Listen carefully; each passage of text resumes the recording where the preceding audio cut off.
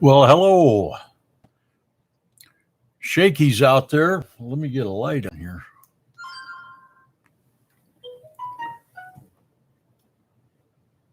Let me know if you can hear me. I'm on YouTube and I have trouble sometimes with my microphone on YouTube. So if you're out there, give it a thumbs up and let me know if you can hear me. I've got nobody monitoring me tonight. My wife is not, she'll be here a little bit later. But so if somebody could just let me know if you can hear me. All right. I'm going to assume you can. Well, say hello so that I know who I'm talking with tonight. Hey, Bob.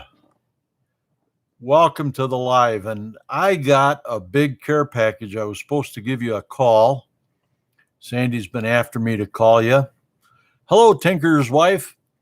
That was quite a care package. Bunch of lettuce seeds and some Swiss chard. Craze Family Homestead. Amy, welcome to the live. I haven't seen you around for a while. I can't complain though because I haven't gotten to your site either. Summers are busy times. And when I do have a little bit of time, I try to get out in the garden. We've been today we finally broke the drought for good, I think. Well, last night we had quite a thunderstorm. Got quite a bit of rain. Today it's been sort of drizzling on and off. That's the way I like it. Yeah, Bob, I'll probably plant some of that lettuce now. So I've got head lettuce for the fall. Because of the spring that we had, going from frost to mid 80s in like 3 days, our cole crops didn't really do that well. The cabbage is fine. I've got two 200-foot rows, so 400 feet of cabbage. Vineyard chicks, welcome to the live. Thanks for coming out. But my broccoli, none of my broccoli made it in the field, and I have no idea why, but none of it made it. I think that it got stunted in the greenhouse. I think it started to form a crown in the greenhouse because I waited too long. Kind of got excited this year, planted things a little bit early. So I'm going to plant a second flush of broccoli, and hopefully that will make up for what I lost. Broccoli is one of those things I can always sell. I can take it up to the restaurant.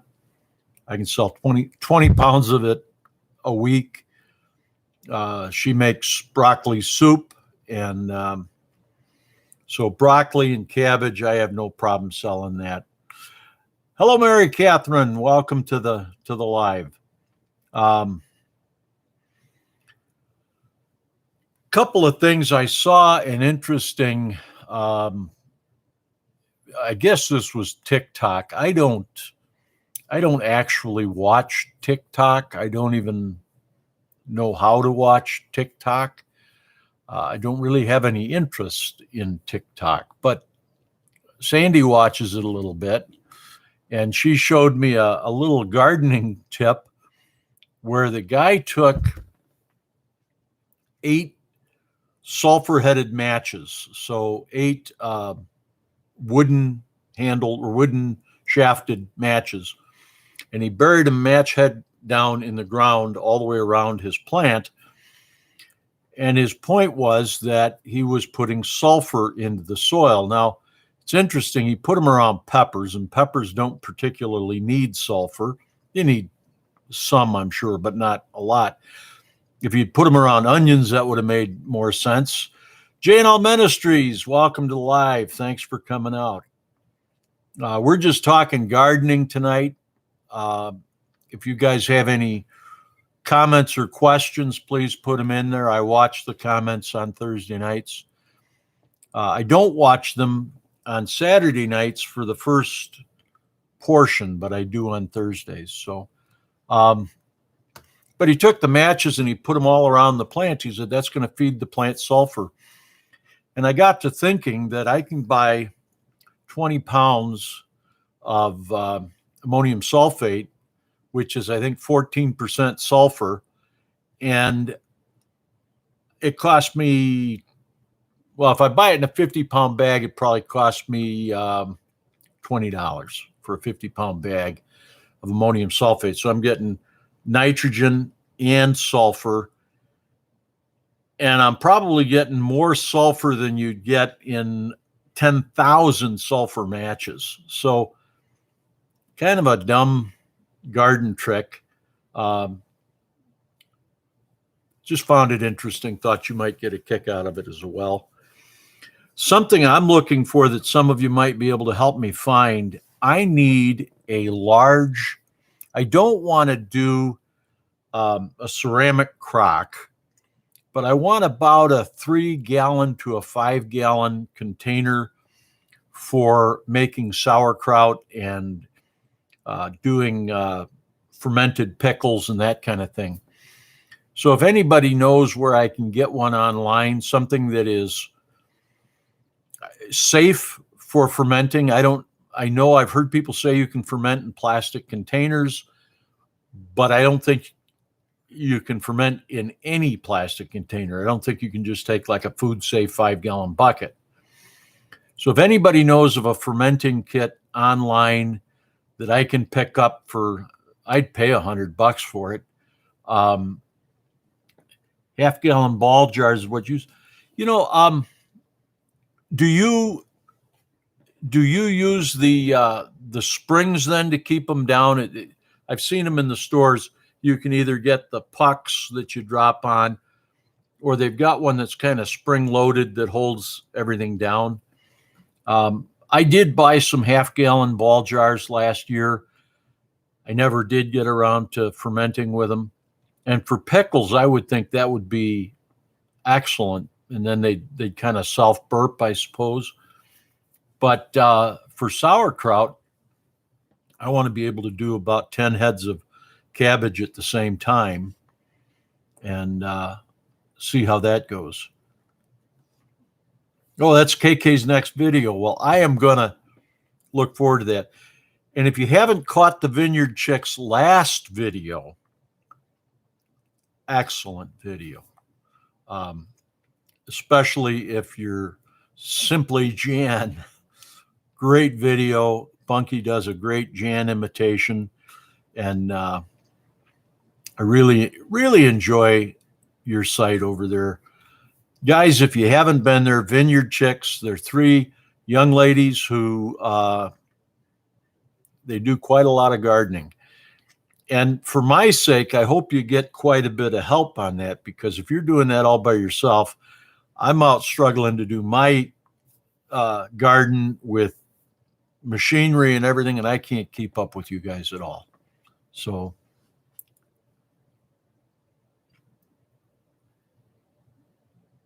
yeah, Tinker's Wife, that may be what I end up doing, because then it's kind of, it's sort of convenient then too. It's already in the jar, and with fermenting, I imagine, pull the puck out and just put a lid on them. You might not even, I wouldn't even think you need to use a sealed lid. You could just use a regular lid on it, although I'd have to research that. A friend of mine is going to come out. We're going to do a sauerkraut video. He's got a big, what do you call it? A stone crock. And it works nice. He's got the fermenting plate that goes on the top and everything. I don't want to use that because I'd like to be able to, well, of course, once it's full, it's pretty hard to carry, but I'd like to be able to carry it up and down from the basement. And I'm getting to the age where I don't care to carry all that stuff up. So I'll be looking forward to that video. And Shaky's saying I ferment corn mash in 5-gallon water jugs like you see in the office. Yeah, we've got some of those. I've thought about that. The only thing I'm concerned about there is with cabbage, it'd be awful hard to get the stuff in there. I had even thought about maybe cutting off the top and figuring something out for a cover, but haven't thought too much about it. Sauerkraut is something that I like to eat. And if it's fermented, it's really good for you. It's really good for the stomach flora. If it's canned sauerkraut, all of that probiotic is dead because you've actually heated it up, essentially pasteurizing it, and it doesn't have the benefits. It doesn't have the benefits to your stomach. So, am I missing anybody here who's coming in while I'm yakking? I don't think so. I think I've said hi to everybody. If I haven't, then consider yourself said hi to. So yeah, I might just go ahead and use those. I've got some, I think they're 1/2-gallon ball jars. It's the largest ball jars I could get. And so I think I will use them. I did not get the plastic on the greenhouse this weekend. I decided to make a small modification. It's going to take me a couple of days to get that done. And then we've got 2 weeks coming up that are pretty busy. So we'll see how that goes. I sold 5. Let's see. 1, 2, 3. I sold 6 vehicles this morning that we've had on the property. A couple of trucks that were sitting there. We didn't fix them. At one point I had a few employees and we ended up parking some extra vans. And then when the vans we were driving broke down, we started driving those and we never got rid of them. So we're getting rid of a lot of that stuff to make room. And I forgot why I mentioned that to you. Oh, just that things have been real busy and they're going to get real busy next week. But now I've got a little extra money from selling those trucks. The Homesteading Pastor, hello. Welcome to the live. We're just talking gardening here. But one of the things I'm planning on doing,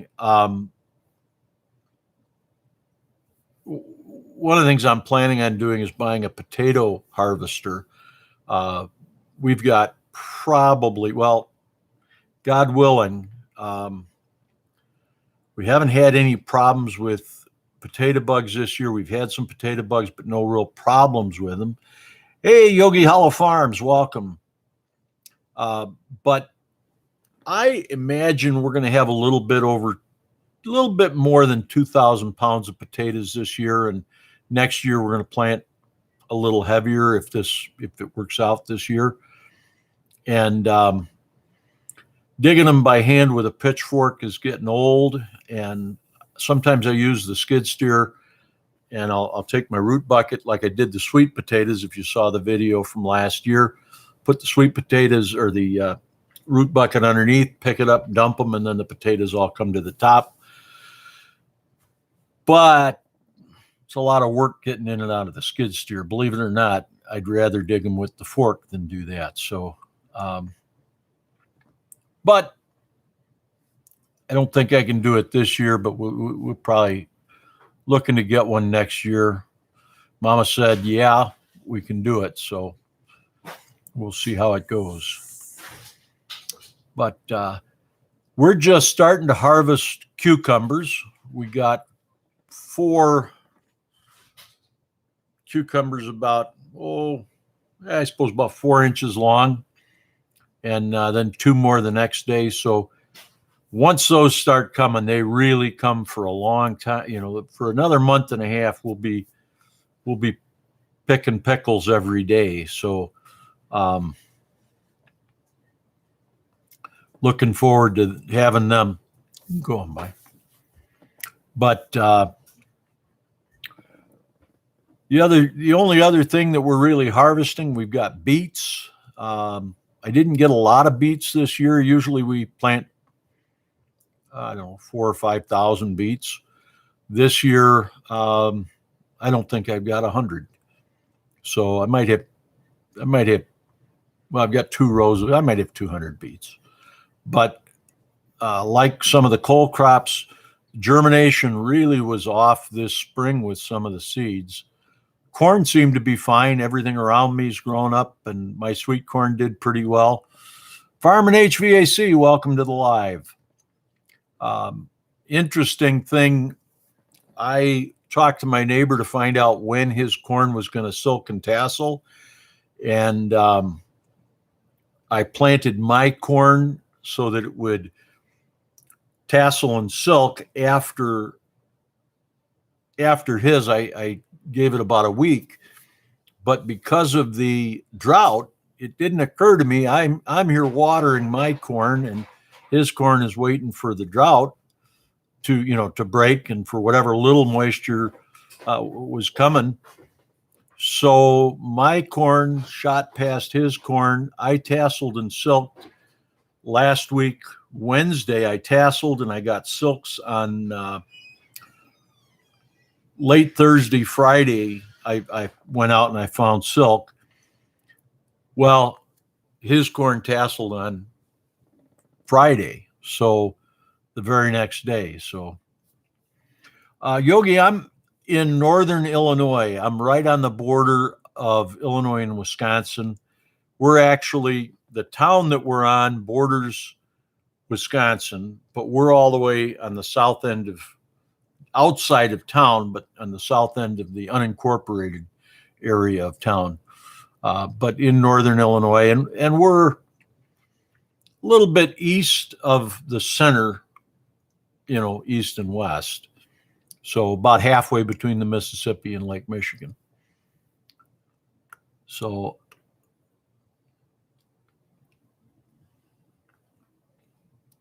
yeah, so South Dakota, you guys have got about the same weather that we have, except if you're in the mountain area, of course, you're going to have colder weather. We keep an eye on South Dakota. We've got some interest there, but right now nothing's happening with it. So how's everybody doing with their gardens and anything else you've got going on? While I've got 14 people here, let me tell you, Saturday at 7 o'clock, I'm going to go live, and we are going to talk about, originally I had said that I was going to talk about the effects of sin, man's sin, on God. Well, as you develop these messages, you realize that maybe you can't take on that big of a chunk at one time. And you also realize maybe you need to set a little bit more foundation before you get to all of that. So this Saturday, we're going to be talking about the holiness of God and what it means to you and I that God is holy. So a little bit of a different take than what it means to God that we are sinful, but it's almost the same thing. The holiness of God should strike fear in your mind, if not in your heart. It doesn't have to strike fear in your heart if you have Christ there. Joe Serrano, welcome to the live. Thank you for coming by. Appreciate you being here. So, well, I don't know which of the Vineyard Chicks I'm talking to, but it is good that you're helping to cook dinner because it makes it all that much more tasty.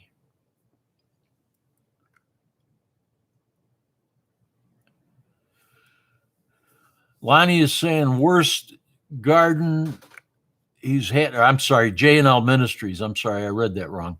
It says worst garden I have had in Maine for over 20 years. Too hot and dry. Well, that's the same thing we're fighting. This year I made the decision. I actually made this decision last fall. I decided I was going to put drip tape under everything, and I'm glad I did. I learned some hard lessons with drip tape.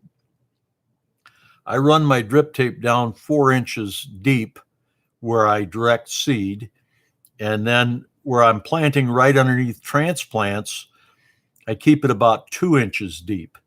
Well, I planted some of it with the transplanter about 2 inches deep, and when I came through with the cultivator, I got a little bit wonky, and I picked up some drip tape and just lifted up a lot of it and then tore a bunch of it up. So that's underneath my Swiss chard. Fortunately, Swiss chard does not really need irrigation. A lot of that stuff needs it only in the first couple of weeks. I'm glad I had it under there. But the beets, for some reason, didn't really take on. And I got something going on with my onions. I think it's the dry weather. I run irrigation, but I just don't think that I'm getting, onions don't root very deep. And so that drip tape is, in the case of the onions, I'm at 2 inches because I know it doesn't root very deep. But I'm just not getting enough moisture down into the soil. Steve from the garden, welcome to the live, and you're going to ask me in a few seconds here, so I'll answer it. I did not get the plastic on. I'm a little trepidation, I think, but mostly I made a decision that I want to change a few things up before I put the plastic on. So Country Homestead Preacher, welcome to the live. Glad you could make it. I caught the last about minute and a half of your Bible study tonight. We just came in, and I wasn't too far from you, Steve. I was out in Antioch at the Anytime Fitness in Antioch. The rooftop air conditioner had tore up its blower motor, and so I had to go out there and fix that. So I don't think I was too far from you. But yeah, Steve, you're not expecting me ever to finish the high tunnel. So one day I will.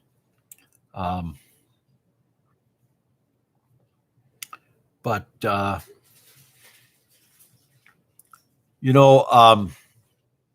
appreciate all the thumbs up. It helps a lot with the YouTube algorithm getting the word out there and getting it spread.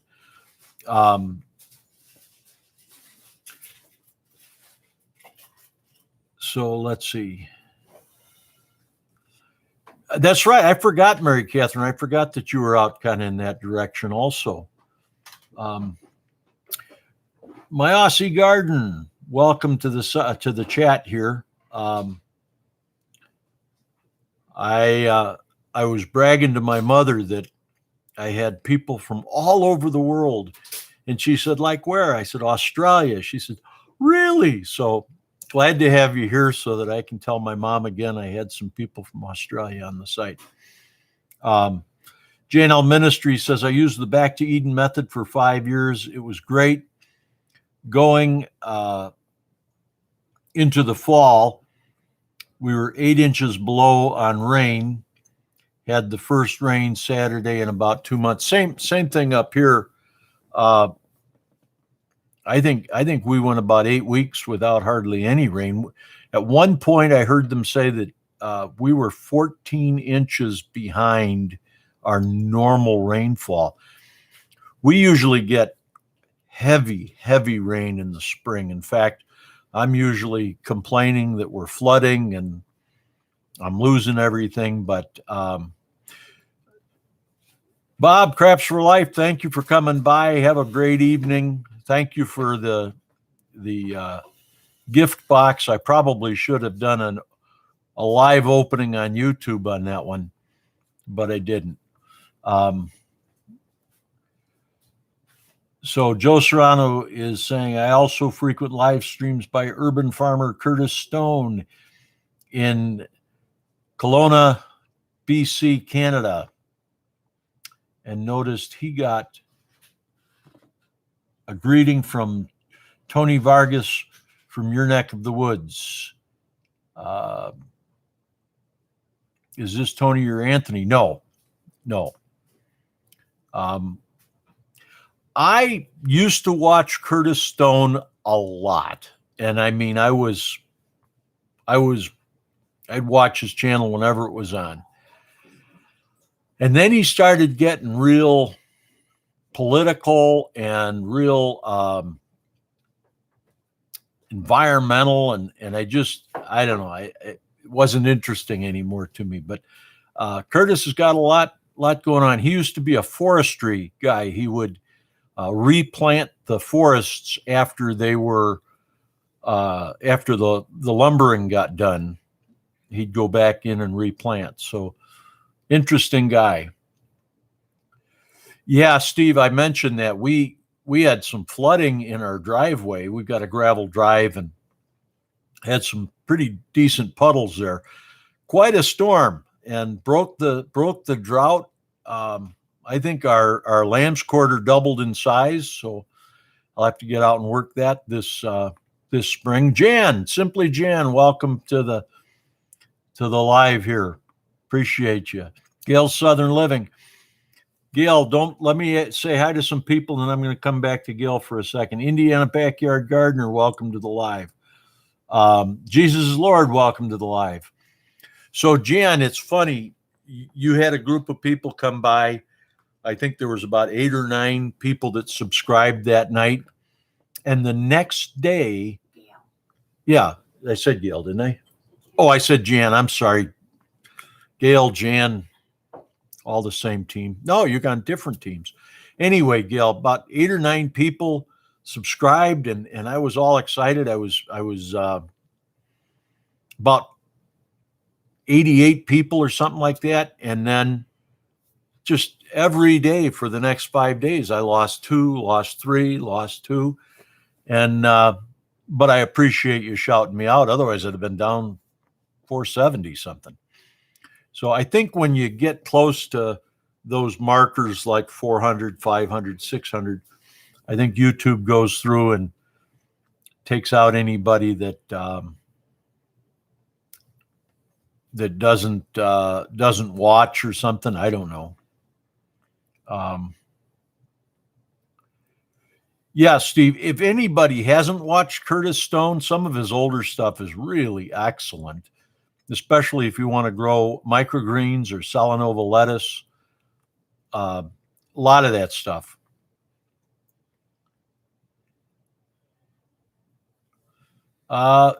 Yeah, Joe, I don't have any giveaways. I've just never done that.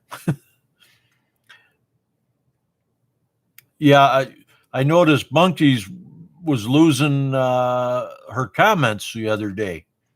She was commenting on my site, and I'd see it, and then I'd go back, and it was gone. So, oh, you lost. Gail says she lost 10 during her live. Well, maybe, I don't know. I think it's just YouTube comes through and clears out robots from time to time. And Shaky's got a question. Shaky's got a question. Where is it? I don't see it. Is Curtis Stone a chef?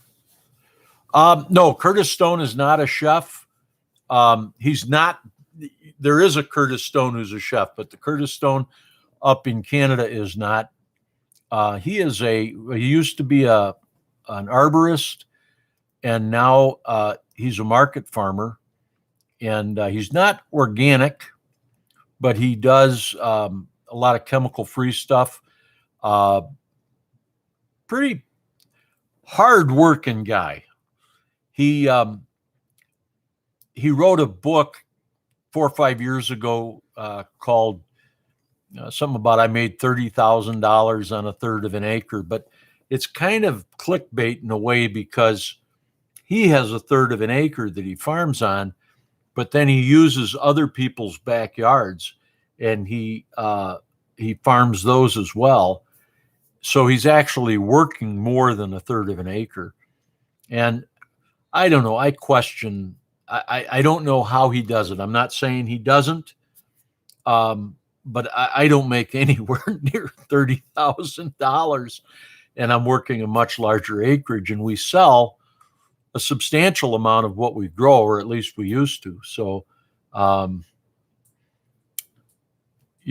don't know how Curtis does it. I know if you're in Minnesota or Washington or certain parts of California, Oregon, you have a much better market. Even Minnesota, you have a lot more of the what they call food hippies, and you can do a lot better with that stuff. So, Simply Jan is mentioned in Bunky's video.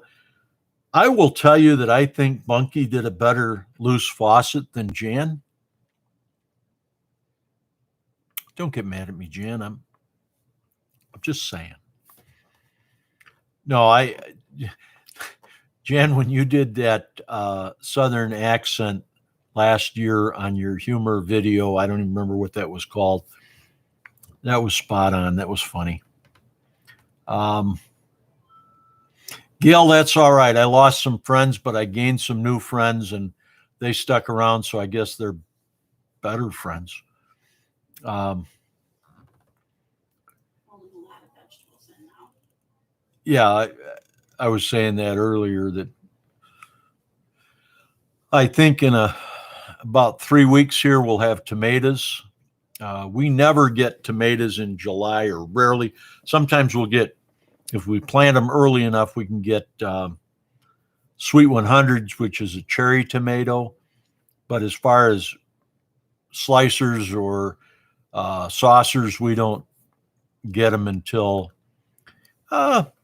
last week in July. We might get slicers, and saucing tomatoes are generally going to be mid-August. So,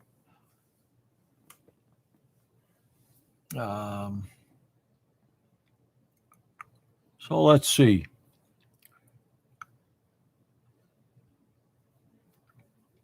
Everybody's saying hi. Tell Joe we got a lot of purslane for him. Oh, Joe Serrano, my friend, my brother. I will pay half your plane ticket if you come up here and weed out the purslane. But what do you call it? Porticula or porticula? I don't know. Purslane. And you can have all of the red root amaranth you want as well. In fact, that's an open invitation to anyone, but with the purslane, you just can't take some of it. You got to take it all or take nothing. And I'll bet you I could fill a pickup truck with purslane. Portulaca, there you go. Yeah.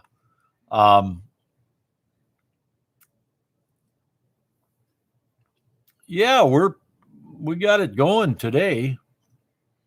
It's a lot of people in here.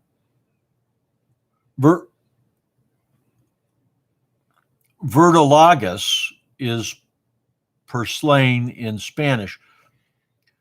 So, yeah, I've heard it both ways. So, okay, verdolagas. Yeah, you can have that too. And lamb's quarter. If anybody wants lamb's quarter or velvet weed, actually this year I don't have a lot of velvet weed. We've had some ragweed, but the ragweed is easy to take care of as long as you stay ahead of it. Same thing with thistle. Thistle's biennial, so once you get it a little bit under control the first year, you'll have some the next year because it comes in on the bird's feet. That's a nice way of saying it. The birds Stuff in our onions. bring it in. The stuff in the onions? Yeah, what is that? Well, that's in our onions, we've got a little bit of everything, but we've got a little bindweed that has started running through the onions. If you know what morning glory weed is, that's what bindweed is. Steve, you're getting San Marzanos, tomatoes already? That must be an earlier tomato than I was thinking. We do big boys and I'm sorry, we do best boys. This year I did big boys also. I think next year I'm not going to do the best boys. The big boys are really, I'll tell you, those tomato stalks, they're that big around, easy. And they haven't been, they've got a long way to go. So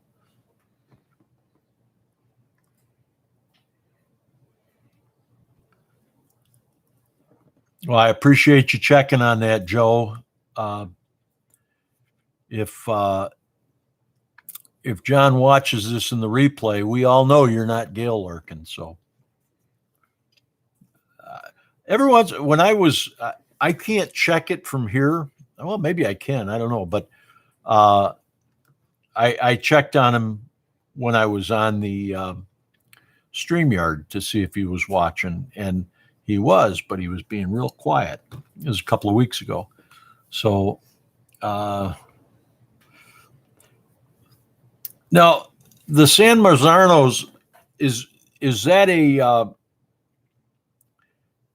that's a slicing tomato, but it's also a good saucing tomato, right? It's meatier and heavier than, say, like the typical beefsteak type, the Brandywine and that kind of thing. I don't care for Brandywines. They don't grow well. And they don't, if they aren't perfect, you can't sell them. So it is a paste tomato. Okay. Yeah, so that makes sense then that you're getting them a little bit earlier. Jan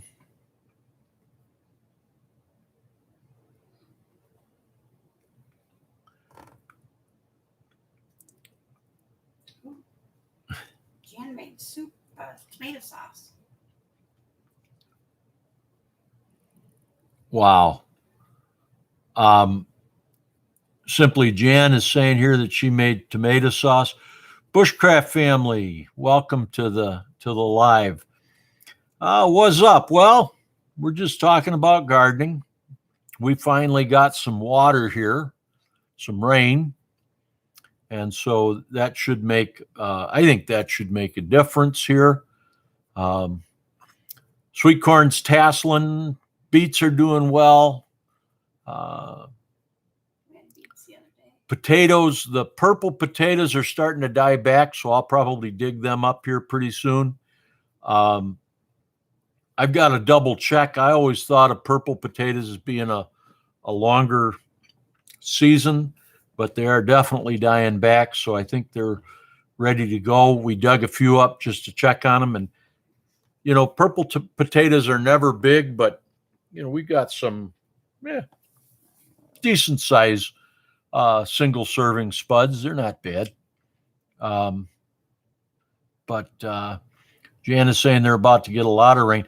Boy, I tell you, the last 3 or 4 days here, it has looked like it was going to open up and skin the frogs, but it really didn't until last night. Last night we got a good thunderstorm, and I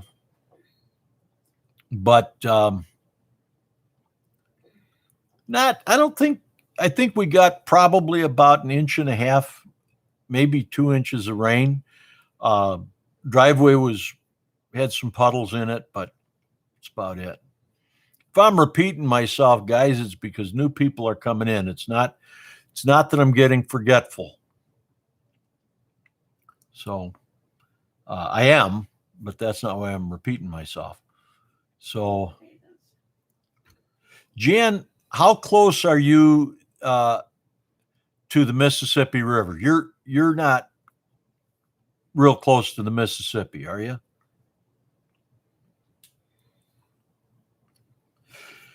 Yeah, J&L Ministries is saying that purple potatoes are a superfood, and they are. They've got the what is it? It begins with an S. Selenine in it.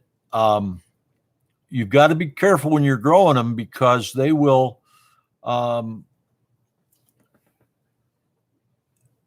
develop that green hue.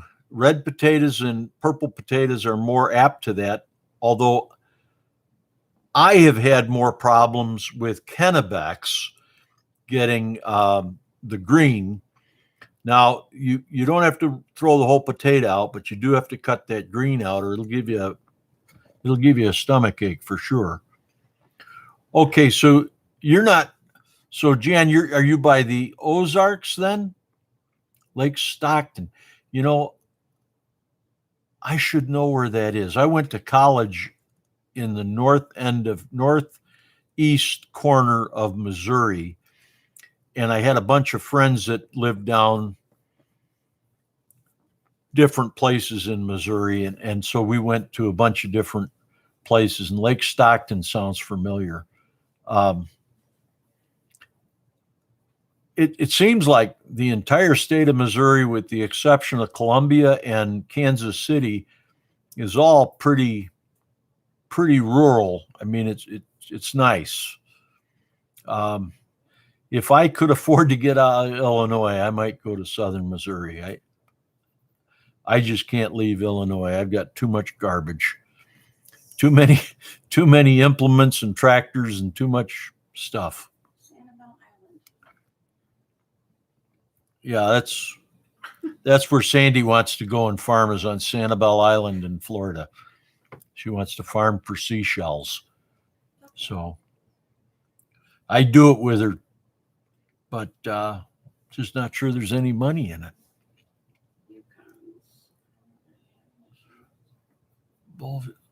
Bolivar. Yeah. So you're on the west. So, all right. I'll have to look it up. I know when we sent you that chicken, UPS didn't even know where you were.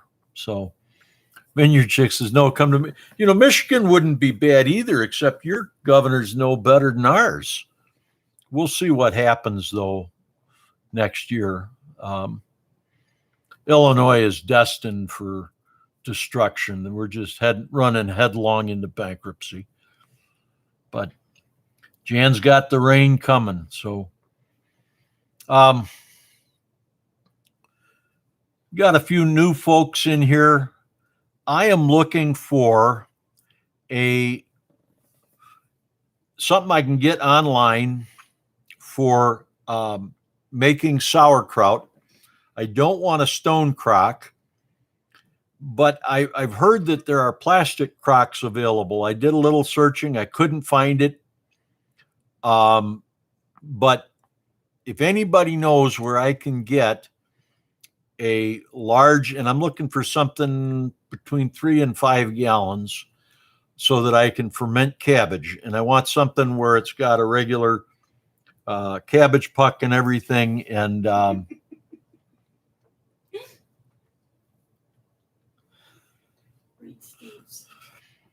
yeah, the pot tax will bail us out of debt. You know what they said in Colorado? They said they lost so much revenue because they stopped arresting people for marijuana that the marijuana tax wasn't enough to make up for it. So I don't know.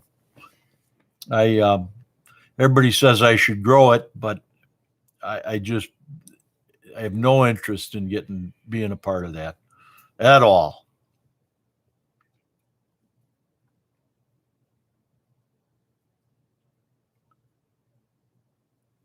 So let's see.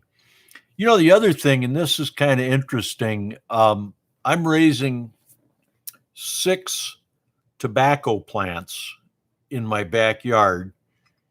I'm going to let them grow all the way through so I can get seed. I've been talking a little bit to Patriot Homestead, but I'm going to let them go to seed so that I can save the seeds. The seeds are hard to get, they're expensive, and they're really small. So I'm going to save them so that I can start a larger crop next year. Actually, Arkansas Woodcutter gave me the seeds that I've got, and I'm going to use it. Donnie, you take care, Country Homestead Preacher's leaving us. Bless you, my friend. Have a great rest of your week. Hope to see you Saturday. If not, I understand. But what we're going to do with it, we're going to dry it and then make a tea out of it. And I'm told that that will get rid of loopers and leaf, what do they call them? Leaf miners and aphids and a host of other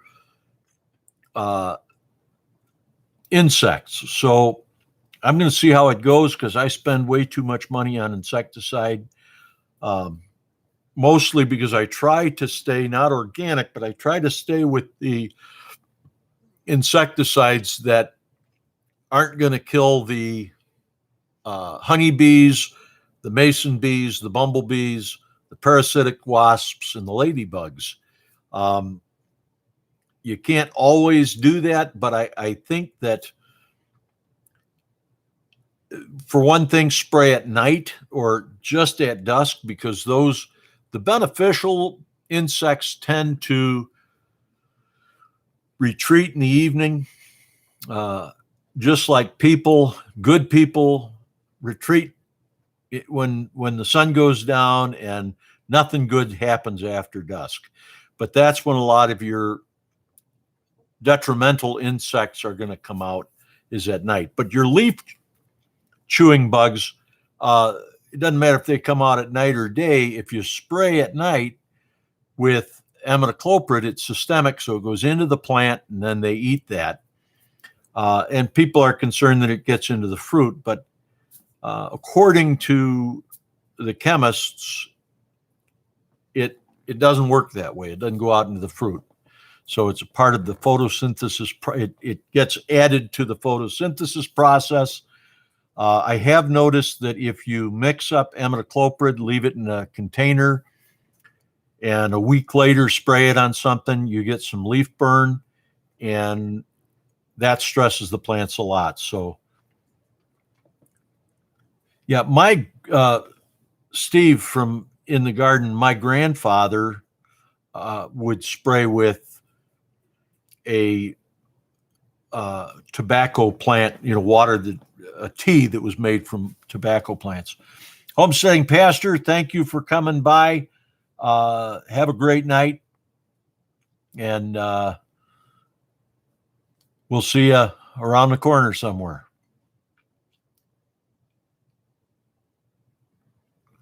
Joe's squishing bugs with his fingers.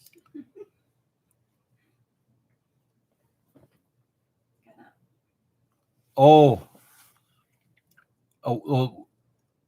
the white flies that look like sow bugs. Yeah, sow bugs. Oh, and they make webs.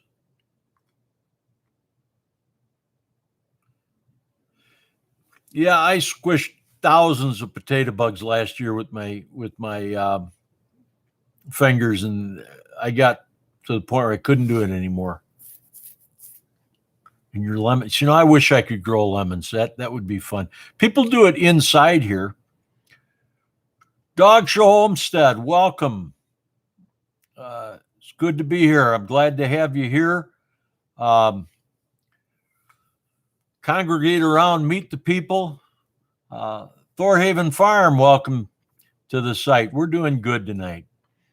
We're just talking about the garden and talking about different ways of taking care of different things, I suppose. So Yes, how their challenge is going. which ones? Their refrigerator. Oh, Grocery store challenge. how's anybody in Shed Wars here? How is your grocery store seed challenge going? We lost our strawberries entirely. Well, actually, the strawberries that we got, the Driscoll strawberries that we tried to plant, they did not even come up. And I think the reason why we didn't get anything from those strawberries, they were huge. And so that means to me that they must have sprayed them with gibberellin. Gibberellin is a natural growth hormone.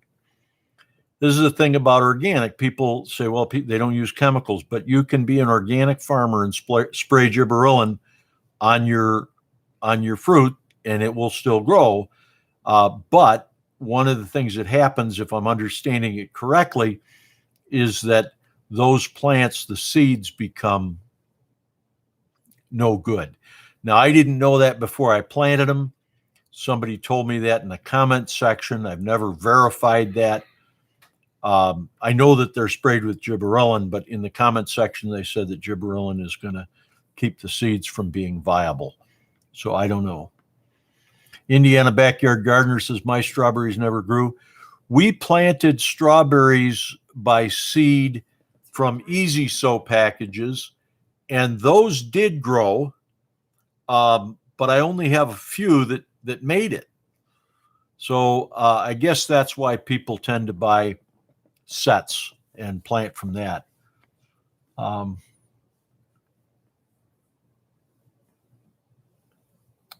Just trying to catch up here in the comments.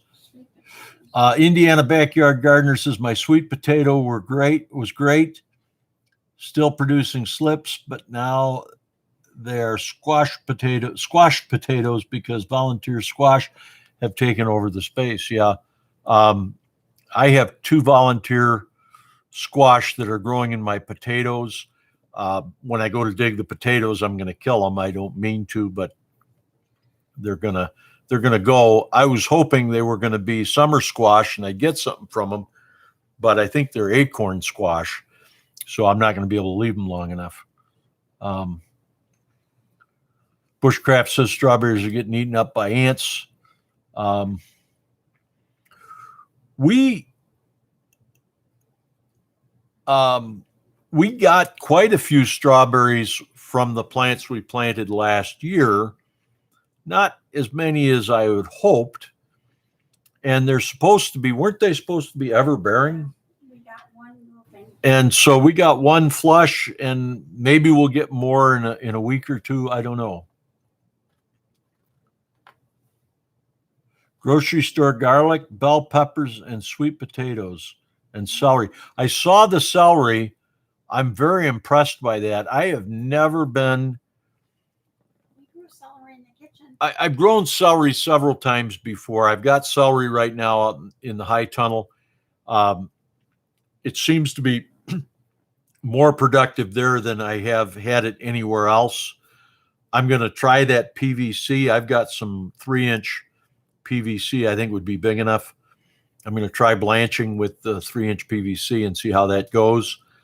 But in the past, I have gotten nothing but a bitter mess with celery. And I pretty much said I wasn't going to ever do it again. And then Mark from Arkansas Woodcutter put out the challenge, the celery challenge. And I said, well, I've got to do that. So we dug out our courage and got some celery going. So, Lori's World, welcome to the live.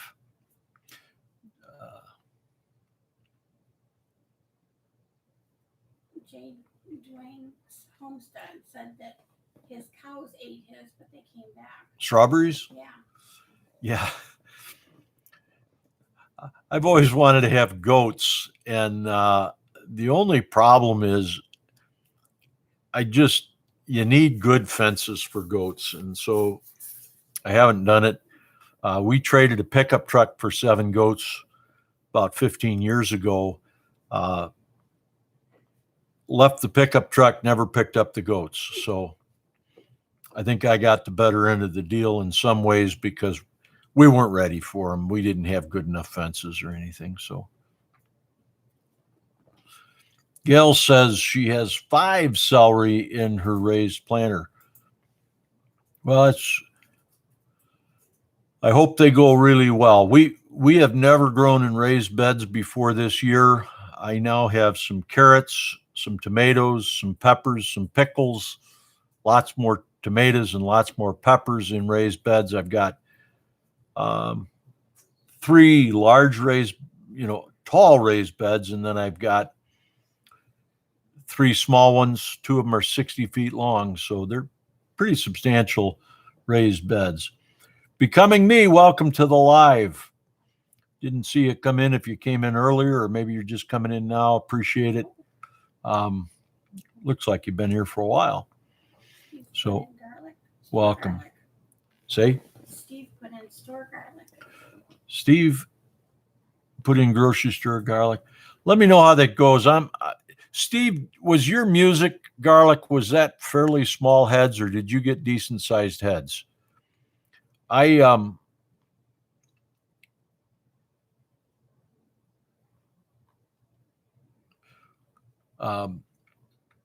J-Dog Show Homestead, J-Dog's Homestead. You know, I'm trying to read this and I don't have my glasses on. And so anyway, J-Dog's Homestead said our only goat is is leash trained.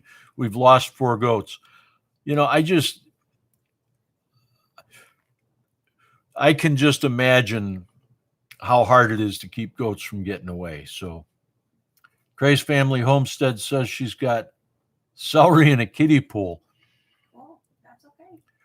We actually talked about using the kiddie pool for a raised bed at one point, but we haven't done it. We use it so that the geese and the chickens have a wet place to be when they're outside. So Our garlic's coming out this weekend.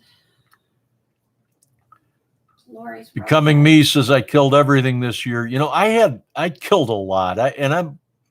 I've got no excuse, but I think we tried to judge the weather and the weather just didn't act the way it was supposed to. And I'm not crying or complaining. It's part of the fun of doing it, I guess. But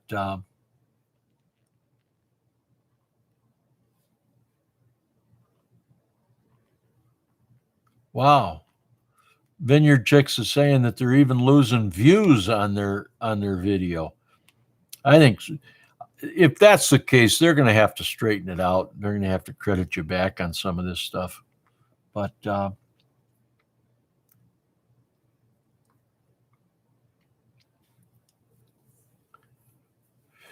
Jesus is Lord, you got me thinking about peanut butter and celery. I can't eat celery anymore, really, because of the strings in it.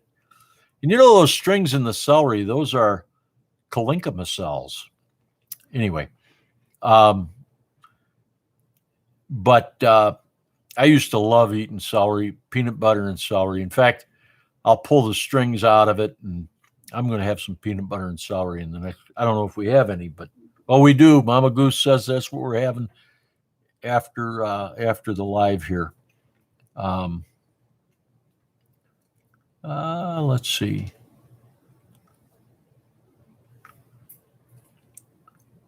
I think a lot of people have had a lot of ups and downs this year. Oh, Indiana Backyard Gardeners saying celery sticks with chicken salad or tuna. Oh. We're going to have chickens. We had turkey tonight, so we'll have turkey salad tomorrow. That's with little chopped up pieces of celery, a little mayonnaise, and green grapes, cut in half, green grapes in the turkey salad. Excellent stuff. And I should know, I washed dishes at a restaurant for a year and a half during high school. I know how to consume that turkey salad. Of course, we called it chicken salad at the restaurant, but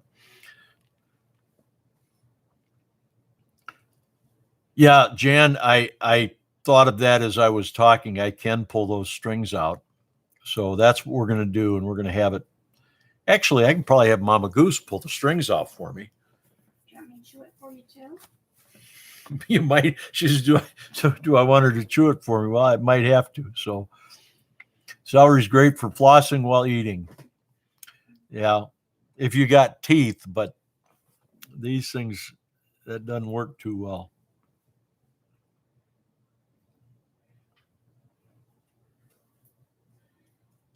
Gail's going to have watermelon. Yeah.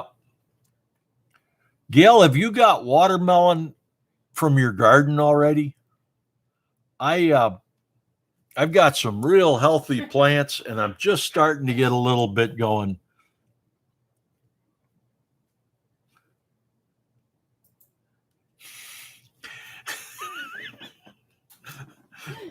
All right, which one of the vineyard chicks pulled that?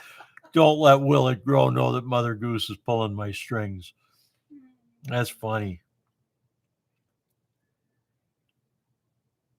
So, Jan said her melons are going crazy. Becoming Me says she's got watermelon, but not from the garden. That's all right. I might have to stop being the vineyard chicks lawyers if they're going to keep coming up with this stuff. That's all right.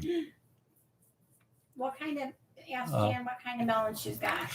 J- Like honeydew, cantaloupe, watermelon. Oh, Mama Goose wants to know, Jan, what kind of melon are you raising? Watermelon, honeydews, what kind of melons?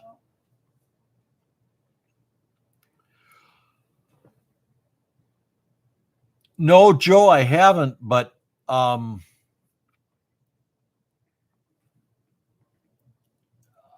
I will look into that. I'm always interested in something new to plant.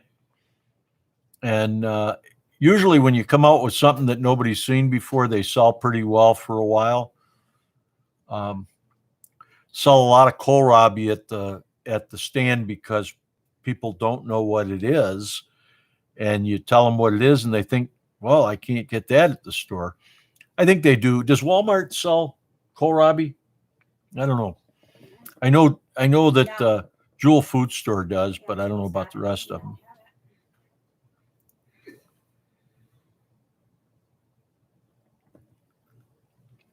What is cayota?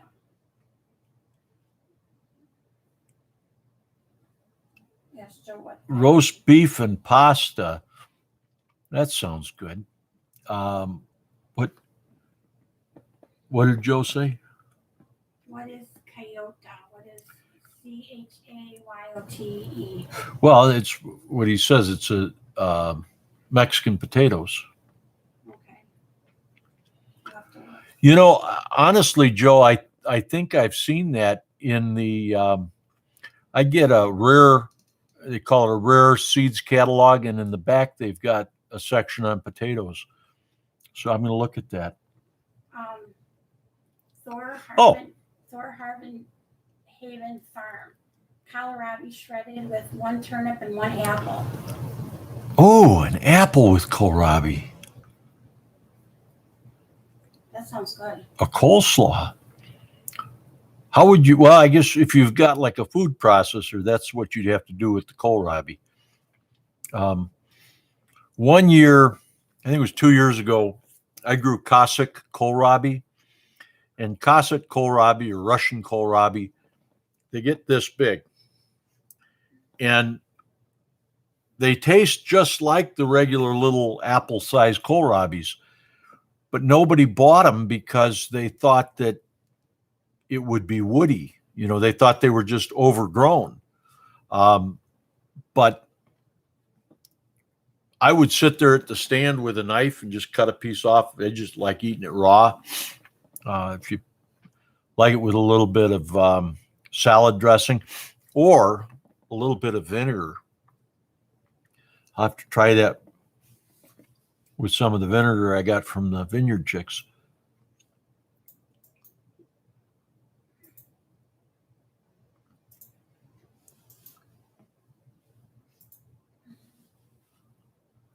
Alligator pears in Louisiana is what chayote is. I know what those are. Oh, Joe's talking about now. Yeah, we have those at work. Sandy knows what you're talking about, Joe. So we're gonna, we'll get one, and then we'll try it, and we'll see if we can grow them. I don't know, a lot of stuff. You know, it's funny, and I'm gonna get off here in a few minutes, but it's funny. Some of the things that we can plant that people think, oh, that's going to do great up there, like cabbage and broccoli. This year, they're just not doing as well. Now, cabbage is, but my kohlrabi actually, I've never seen kohlrabi bolt before, but we had kohlrabi that bolted right to like a seed, and it didn't develop any kind of kohlrabi at all. But this says it's a type of squash that falls into the category of fruits, much like tomatoes. Oh, It is treated as a vegetable in your kitchen. We'll have to try that. So it's a type of squash. I'll have to check that out. Stay away from peyote. I think that's a different thing.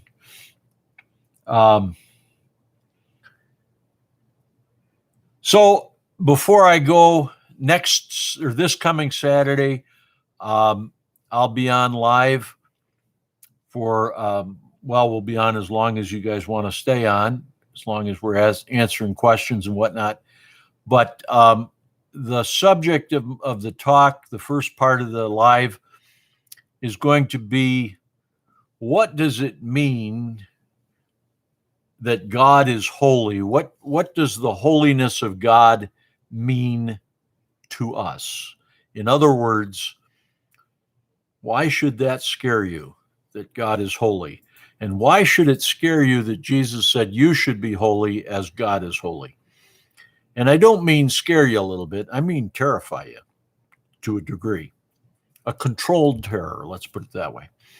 So hopefully we'll see many of you back next Saturday. Until then, I'm Chicken Johnny, Emitzer Shem. Eat your vegetables and read your Bible. And Vineyard Chicks, God is not a puppy dog. Y'all come back. We'll see you. Have a great evening.